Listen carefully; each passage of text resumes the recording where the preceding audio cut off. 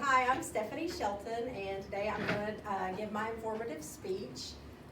The title of my speech is What Are You Afraid Of? It's an informative speech about phobias. So before I begin, I'm going to kind of tell you all a bit of story. When I was a child, we lived in Mississippi and we lived on a farm. And one day I was walking to the barn and immediately I saw something and I absolutely froze. My heart started beating out of my chest. I screamed, I was crying, I just physically couldn't move because I realized then that I suffered from ophidiophobia. So does anybody have an idea what that might be? Fear of snakes. I am absolutely terrified of snakes. So that's why I decided to talk about phobias today, because it's something that I suffer from, and actually a lot of people suffer from phobias.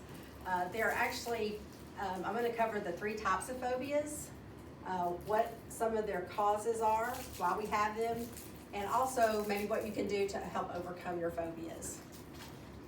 So the first one I'm going to talk about are some very common phobias that some of you may suffer from. Does anybody in the room have a phobia that they know of?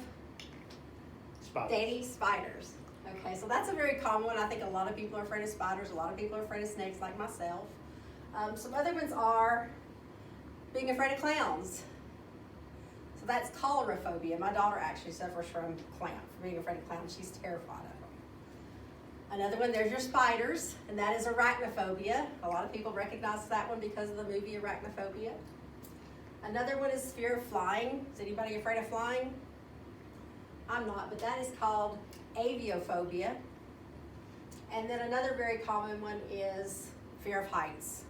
And if anybody's ridden the ride at Six Flags called acrophobia, back then I don't even know if they still have it or not, but that's because it's very high. That's another thing about that one. So probably about 75% of people suffer from some kind of phobia. A lot of them are the normal ones, but there are some rather strange ones out there as well. So a couple of unusual ones is fear of belly buttons. Is that not the craziest thing ever? I mean, who would be afraid of a belly button?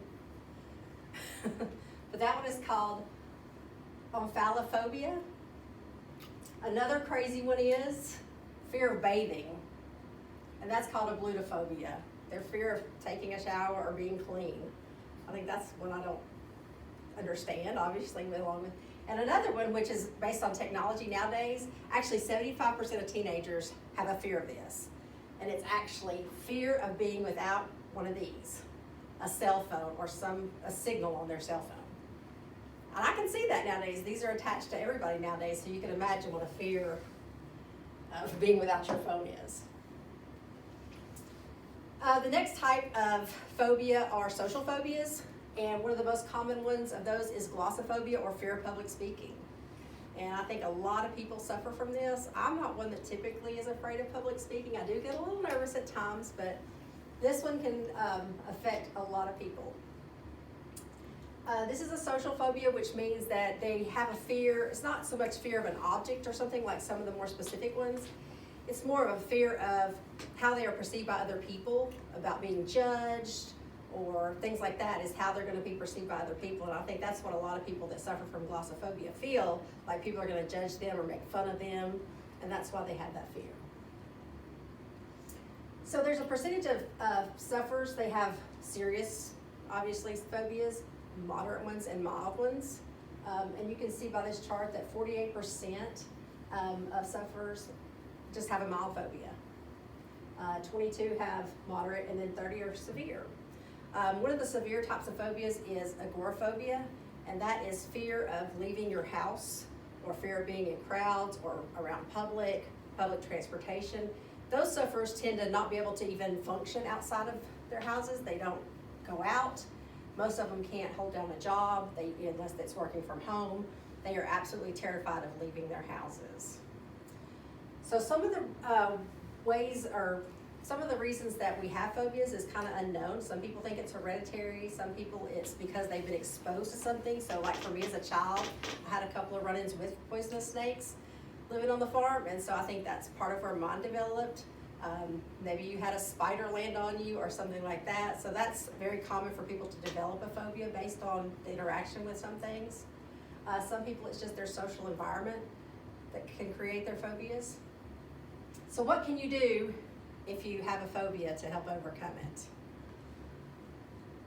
So one of the things is cognitive behavior therapy, which it's a psychotherapy to where they try to help you realize your perception of what your phobia is.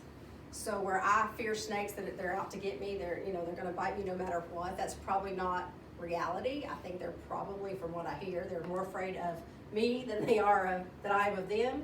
But for me, I'm just terrified.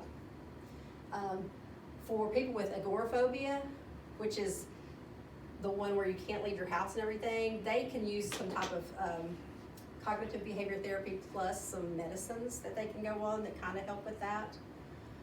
So there's different behaviors. I, for one, am not willing to do the exposure therapy with a snake to overcome it. I think I'll just kind of go on with that. But overall, there's about 30 million people in the U.S. that suffer from some type of phobia, and that's from the National Institute on Mental Health. So that's a lot of people, so it'd be interesting to find out what the most common phobias are. I know fear of speaking is one, and spiders is another one. So as I wrap up, we've talked about the different types of phobias, the causes of phobias, and what you can do to overcome them. So for me, I think I'll just keep my phobia and not be exposed to any snakes. But just know that if you do suffer from a phobia, there are options out there to help you overcome it if you choose to. So thank you.